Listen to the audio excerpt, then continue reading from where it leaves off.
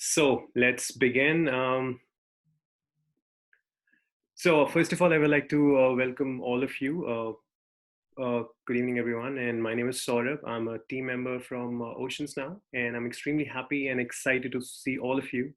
And thank you so much for joining us. I will be your host tonight, and alongside your host will be Divya. And before we proceed ahead, I would like to draw your attention to a few technical points. First of all, this whole session will be completely in English, and your mics will be on mute by default. So if they are not on mute right now, I would request you to kindly put it on mute. And the duration of this interview will be this question and answer session with Ben will last for around 20 to 30 minutes, followed by a question Q&A session of 10 to 15 minutes. And if you have any questions during the next hour, please submit it through the chat functionality to Divya. And what she will do is that what you need to do is you see a drop-down menu in the list of the participants, and you just select Divya's name, and then you can send your questions to her. So now let's proceed ahead with our event. So tonight, as a part of our virtual event program, Inseparable, on our relationship with the ocean and nature, which will be running till 6th May. I would like to heartily welcome you to the interview session with Ben Lecomte. Ben is an activist swimmer who has joined us from Austin, Texas. So thank you so much for joining us, Ben.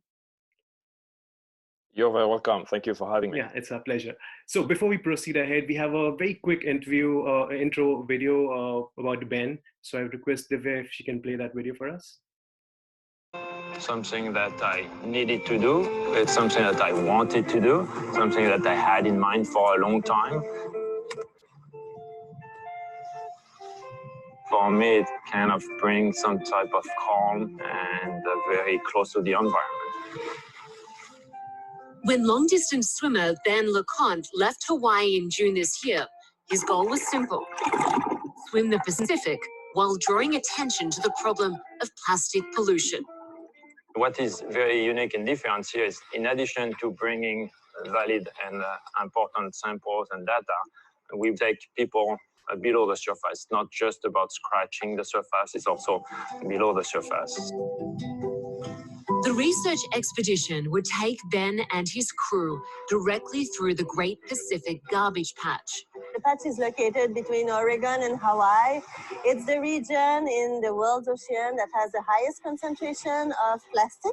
It's not an island. It's basically a soup where you find very high concentration of floating plastic. Created by a swelling vortex of ocean currents, the plastic patch is estimated to be roughly 1.6 million square kilometers. That's about 3 times the size of France.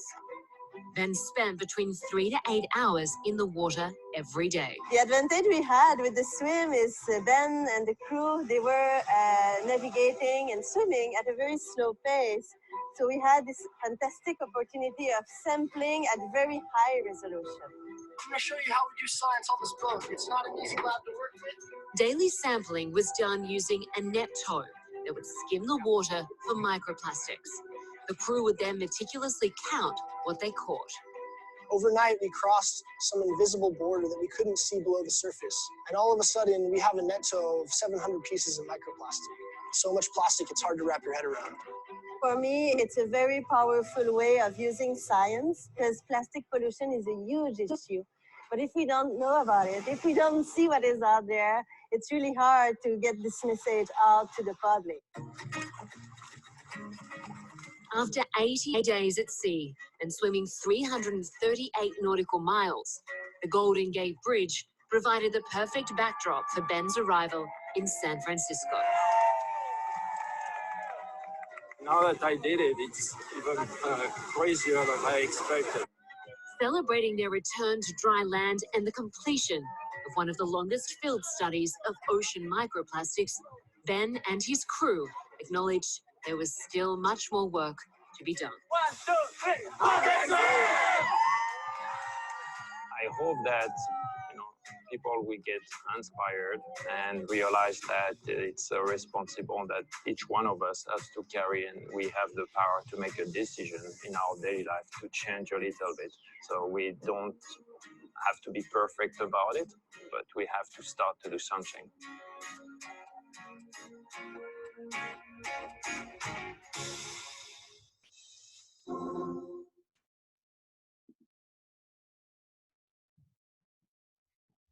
Okay, that was really inspirational. So as you saw, that Ben has crossed the Great Pacific Garbage Patch in 2019, and with this project, the Vortex Swim, he swam across the garbage patch up to 8 hours and a total distance of 600 kilometers to raise awareness about plastic pollution. So Ben will share with us his encounters in the open ocean, his personal philosophy as a human on this planet, and wish for the society to accelerate change.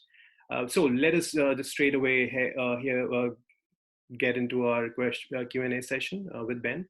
So Ben, according to you, I have seen in one of your interviews, you have mentioned that you want to debunk the myth that people have that the Great Garbage Patch is an island. So what do you think leads to this misconception? I think, unfortunately, something was put on the internet about pictures or videos from near the coast, near where the river goes into an ocean, and you had a high accumulation of plastic there. It's much more interesting visually to have a big concentration of plastic and to say, oh, it's the garbage patch, but in fact, it's not a high concentration of bigger pieces of plastic. It's just a microplastic that are in very, very high concentration. So I think it was, it's unfortunately with the internet, it's a good thing, but sometimes it's a bad thing because it's very easy to have the wrong information going around. And I believe that's how it started, by having the wrong visual with what we call the Great Pacific Garbage Patch. Oh yeah, that sounds pretty rational. And so what I want to understand is that how your swim has collaborated, or how have you collaborated with science? And could you please highlight some of the major findings with us? Sure. And to go back about the garbage patch also, it's very important to understand it's a high concentration of microplastic and not a floating island of plastic, because people are under the assumption that if it is a big floating island of plastic, it will be very easy to go over there and pick it up and then clean it. But it's not like that. It's very small pieces of plastic. Microplastic, it's a piece that is 5 millimeter or smaller, and that is everywhere in the water column. So when I swim in a high concentration, it's almost being outside at night during a storm. So you see all those flakes going down and they are very tight together. It's the same. Me looking down to the bottom of the ocean, I had all those flakes of microplastic everywhere around me in the water column. So first, it was very important for us to give a good visual of what it is, and then also to collect data and samples for our scientific partners. And we had 11 different protocols. A lot of them were around plastic and around debris. So collecting microplastic was one of them. We were collecting it not only to compute the density, which is counting how many microplastic we are finding through a certain volume of water, and then also keeping some of the microplastic to do an analysis on what the plastic is, what type of plastic it is. Also doing analysis on what type of sea life is growing on the plastic. And we had also a protocol about microfibers, which is also a big problem. And microfibers, you cannot see without a microscope. So it's very small. It's 1/5 of the diameter of a human hair. So in order for us to do that, we had to filter water. So we filter water, and then after they do an analysis on how many pieces of microfibers they find in the filter, and they extrapolate to get the density. But the microfibers, just to be quick, it's mainly coming from us washing clothes, synthetic clothes, and after the water runs off and end up in the ocean. So that was a big part of the data that we were collecting also. And a lot of it also was observation. So we had debris watches. For 30 minutes, we stay on deck of the boat, scanning a particular area of the ocean and counting and taking notes on what type of plastic we were seeing. Absolutely, I can understand. This must have been really hard for you to collect all these data sets, these variation of debris that is there. So talking about the same thing, going in the same line, how our actions are affecting oceans.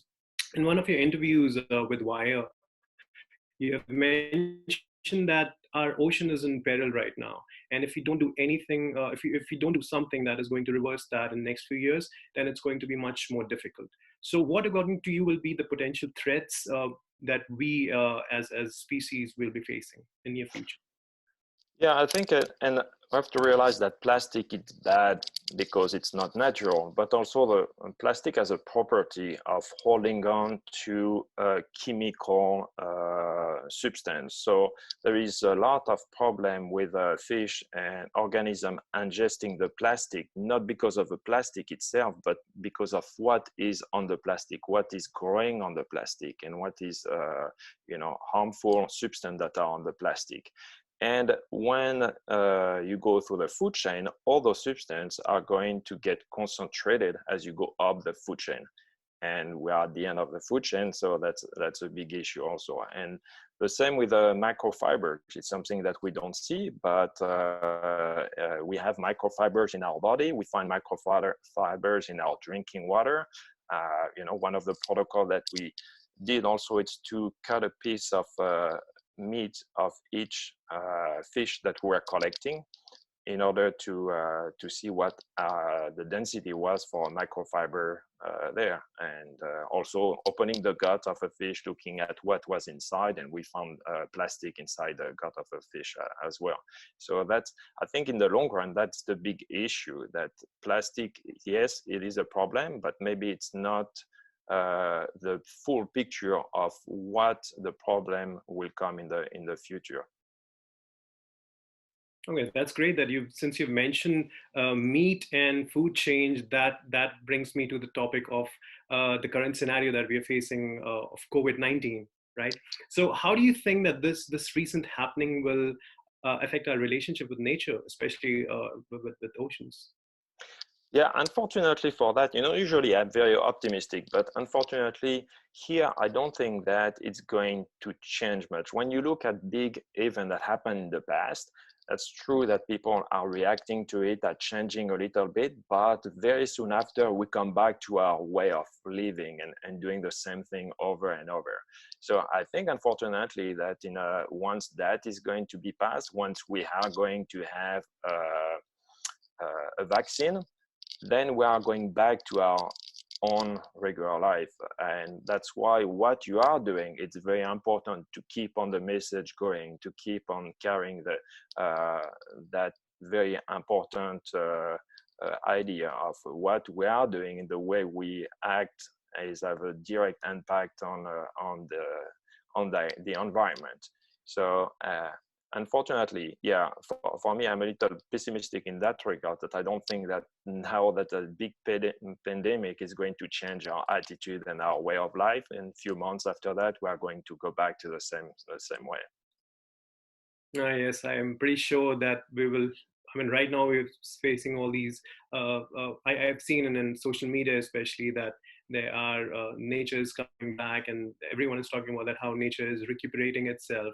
And you talked about that since we are engaging so much with nature, and then talking about solutions, right? So what do you think that our existing solutions to combat plastic pollution are enough in terms of existing technology, or our responsibility as humans, or do we need a change in policy? What, according to you, will be your variety of solutions to defeat this menace of plastic pollution?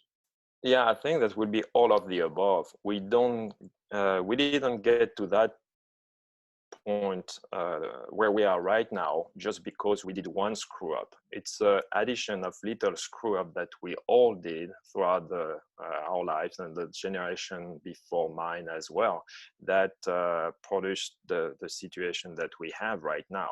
So in the same way, I don't think that we can find a silver bullet that is going to solve the problem. It's up to individuals, it's up to businesses, it's up to government to make changes. So we all have to act in order to make a change. So on the individual side, we can, decide not to use single-use plastic. That would be a first step and an easy step to do. And already countries have taken step toward that. The US is not that good on that front, unfortunately, and that's why the government is important also to follow the same path. Companies also, they have to make a decision of taking responsibility for putting out plastic that is going to end up in the environment. And I think the big other thing to do, it's policymakers. Once we realize that most of the plastic that we put out cannot be recycled, because in order for plastic to be recycled, you need to use one type of plastic. A lot of them, it's a mixes of plastic. So once you put out that, then what do you do with it? You cannot recycle it.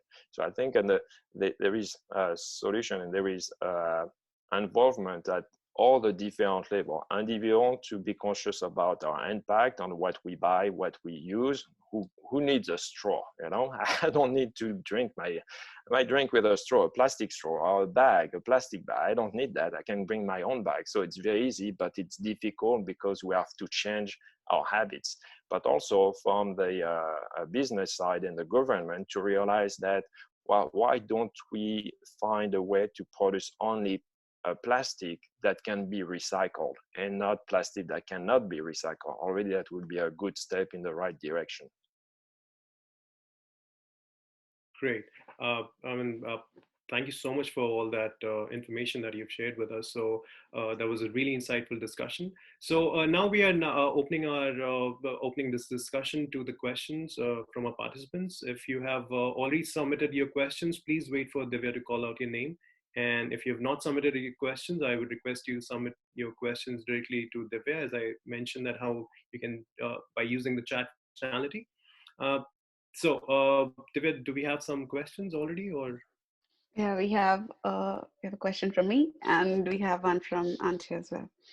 Okay, so I actually wanted to know that in this entire experience, what aspect hit you the most? Like, when did you suddenly realize that the enormity of how bad the situation is? Like, at what moment impacted you the most? Yeah, so for me, I've been cautious of the problem for a long time already, because I did my first big swim was in the Atlantic in '98, and after I still kept on swimming in different areas and different parts of the country, different countries also. And throughout the year, I was noticing that I was seeing more plastic. And I remember when my father taught me how to swim in France, in the Atlantic side. And I remember being a little kid playing and making my own castle, sand castle. I wasn't picking up pieces of plastic to put on my castle because there weren't any. But now when I go with my kids, and when they were little, like 15 years ago, we were finding plastic everywhere, and throughout the year, more and more and more plastic. So for me, it was the perfect alignment to use what I love to do, swim in the ocean and do those big adventures, to bring the attention on the problem and to try to get also and collect valuable data and sample throughout those adventures. But going through the swim, I knew exactly what I was going to find. What surprised me a lot is that in the highest concentration, so we did, for us, the way to find the highest concentration was to tow that net that we have seen on the video, and we tow it for 30 minutes. And it's not a big net. The opening is not that big, so you have a limited volume of water that is going to go through it. And we tow it between 2 and 3 knots. And one day, when we finished the tow, I was finishing my swim, going back on the boat, and the crew member told me, "Hey Ben, we broke a record." I said, "What record?" "Yeah, how many pieces do you think we collected in 30 minutes?" I said, "I don't know, a few hundred." No. Okay, 1,000, no. 2,000, no. 3,000, over 3,000 pieces of plastic we collected. And that same day, it's when I swam with whales. They have sperm whales, which is kind of rare to be able to swim with sperm whales and to find sperm whales. But it told me that in the highest plastic concentration, you still have sea life that goes around. And you know how whales feed. I mean, they get a lot of water. For sperm whales, a little different because they don't eat plankton. But still, you have a high volume of water that goes through in their mouths and all that. So you will think that where it's most polluted, you don't see sea life, but it's not true at all. Where it was the highest pollution area that we encounter, that's where I had probably the best encounter with sea life. So that's what shocked me the most. Yeah, and I don't really think there are any parts that are not polluted anymore, like in the oceans. Like we have garbage everywhere. Okay, great. Another question is from Antya is, what was the most bizarre thing in between all the swimming and between all the garbage? And what was the most bizarre thing and what was the most beautiful moment you experienced? The most bizarre thing is that you realize that every pieces of plastic that we collected that were big enough so you could see what it was. So all of the plastic, or 99% of the pieces of plastic that we found that we can recognize, are items that we use in our daily life. Bottle of water, caps, spoon, toothbrush, all that. So that was very, very strange to see that. It's not plastic that is dumped there from, I don't know, the industry, and you don't know what that piece is or where it comes from. A lot of it's from human consumption. So you realize that every piece that is in the water, or the vast majority of pieces that are in the water, a human had his hand or her hand on that particular piece before, right? So that was very troubling. We found a lot of also of ghost net. So ghost net are net that have been tied together by fishermen and thrown overboard, and that are old nets that they don't want or they don't need anymore, but instead of giving rid of them on land, for them it's probably cheaper just to toss them over. So the big paradox is that when you have a big piece of debris like that, you have an amazing sea life around it. It's like a little oasis. So you will have life on the plastic developing, and plankton living around, and then after, it grows. The food chain is around a deeper level. You will have small fish and then bigger fish and predator under it. But every time we're encountering a big piece like that, I didn't see the piece per se. What I was seeing is the fish, a school of fish coming toward me, and then after going back to their house. So I was just following them, and they were taking me back to the big debris. So that was beautiful to see that crazy amount of concentration of sea life, like being in an aquarium, but so sad to realize that it is because of those big debris, plastic debris that were in the ocean. All right. And did you face any health issues after your swim? No, not really. I mean, during the swim, at one point, I had a ear infection, but that one we took care of that very, very early on, so it was okay. After the swim, I didn't have any health issue. No. So the year before that, in 2018, that's where I started the swim across the Pacific Ocean. So I started in Japan, going toward San Francisco, and we had issue with the boat. The sail broke, so after 6 months, we had to go to Hawaii. But the scariest part, and where I could have died, it was not because of what sea life is in the water. People are saying, oh, you have sharks around. Yeah, you have sharks that were turning, coming around.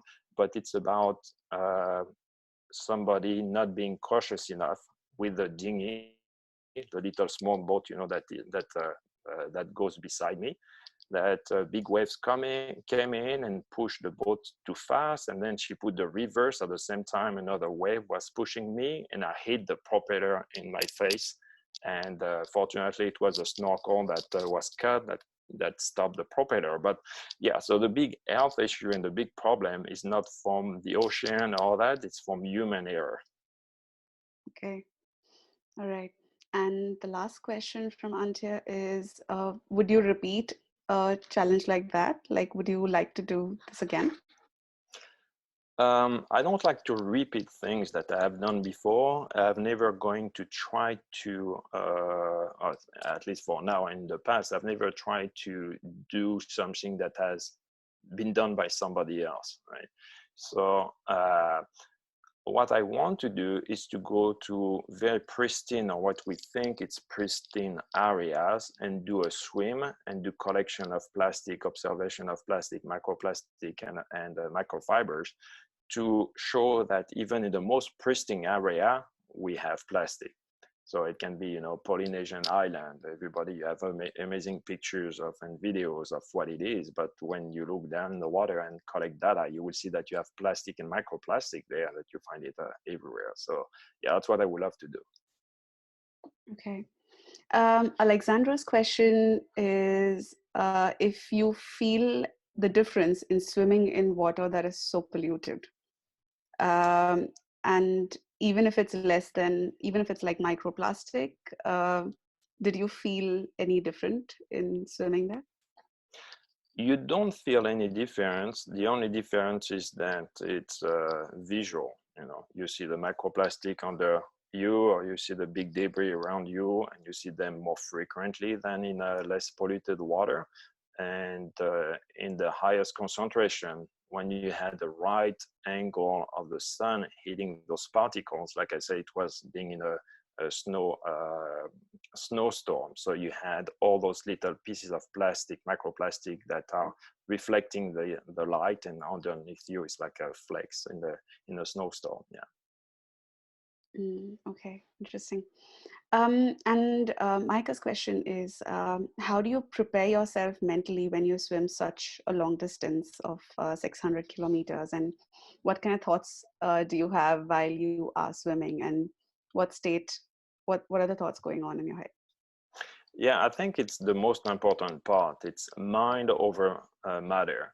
So it doesn't matter how well prepared you are going to be physically. If you don't have the right mind, it's going to be difficult, and you won't be able to do it over and over and over. And when I did a swim in the Atlantic in '98, that's what made it very difficult. That for me, I was fighting it every day. I wasn't embracing it, what I was doing. All I had in mind is to finish the swim, finish the swim, finish the swim. And throughout those years, after I were more aware of the preparation of the mind, and I worked on that much more, so that in last year and the year before, when I was swimming, for me the mind wasn't too much a problem, because I had a plan of attack.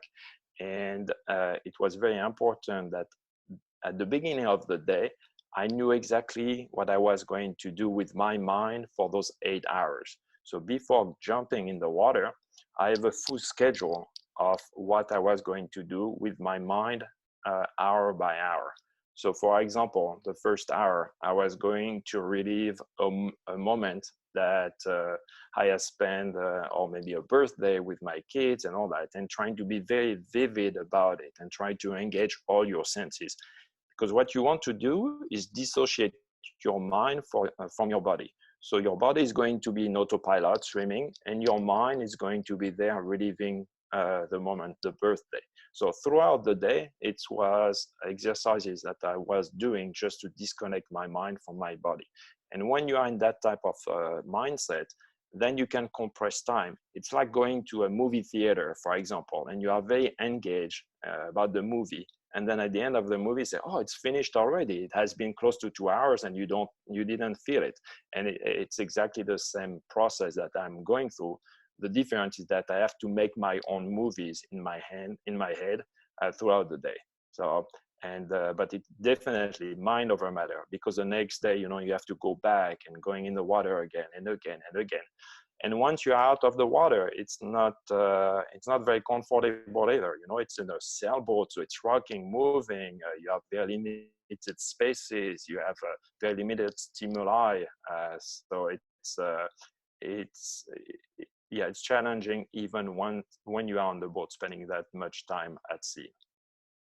Okay. Nikhil's question is, what do you plan to do next? And how do you build from what you have already done to ensure that the message reaches more people and that there's more impact?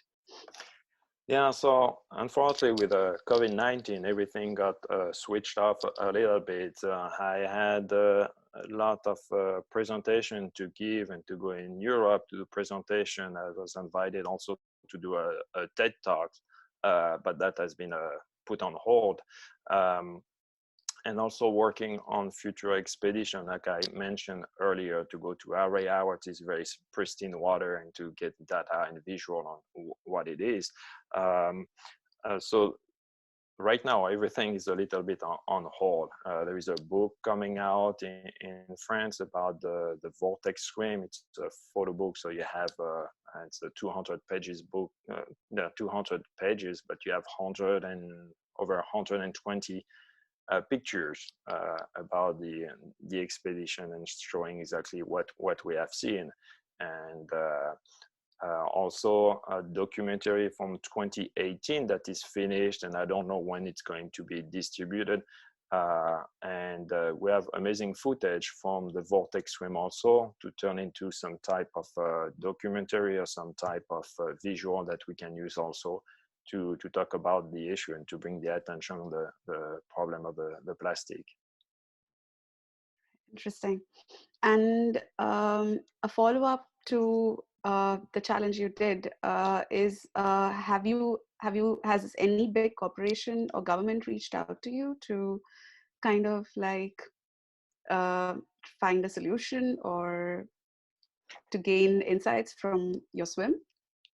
Well, I'm not a scientist, so all we did is to provide a platform first to share what we were discovering, what we were seeing, and then to collect data. So now the data is in the hands of the different scientific partners, and that we had to do their analysis. It takes quite a bit of time because we have a lot of data. So for them right now also, the COVID-19, that's another issue that has been pushed and very difficult. So I'm not a person providing a solution per se, right? So for a corporation to contact me and being interested in that, I don't think that's anything that I can help.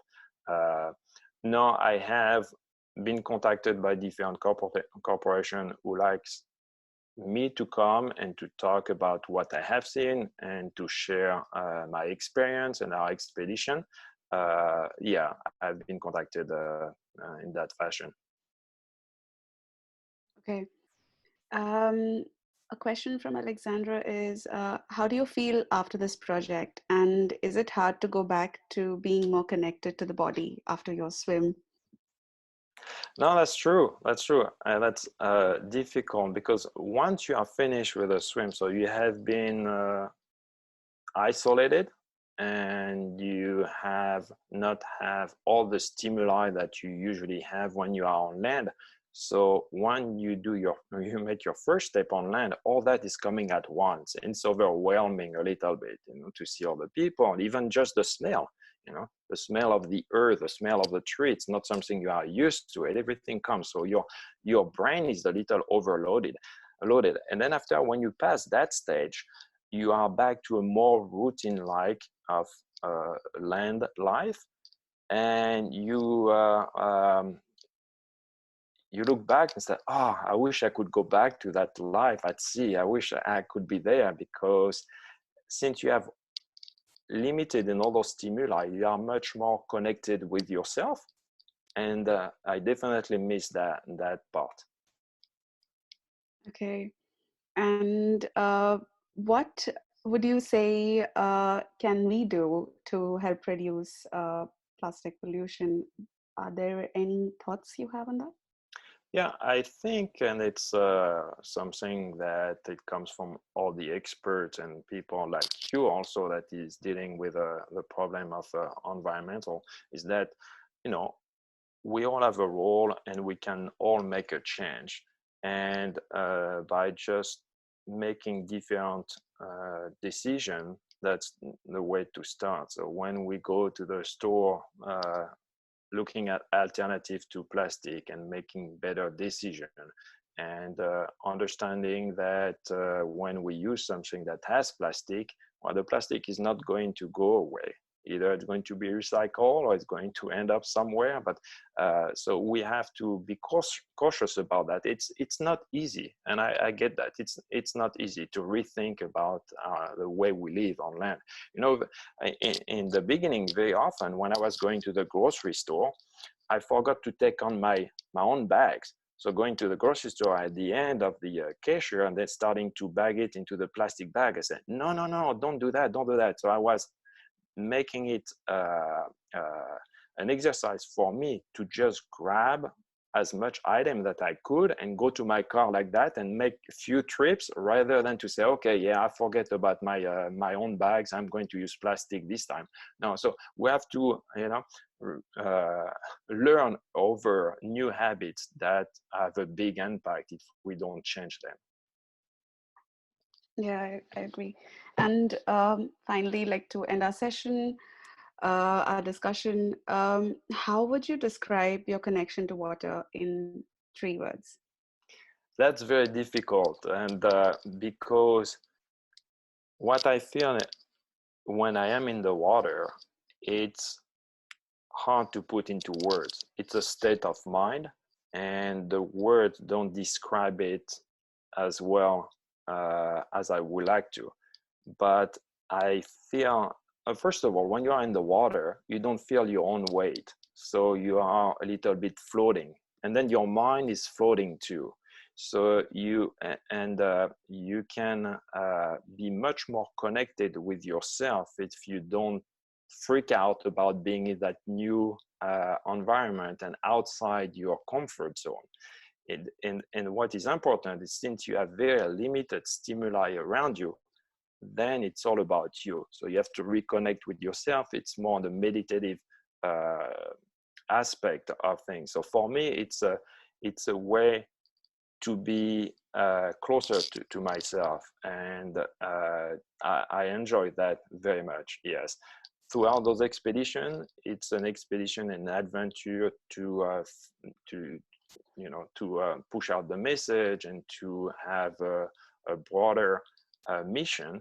But on a personal level also, it's always very interesting to me because I discover myself through the process, and that is very important.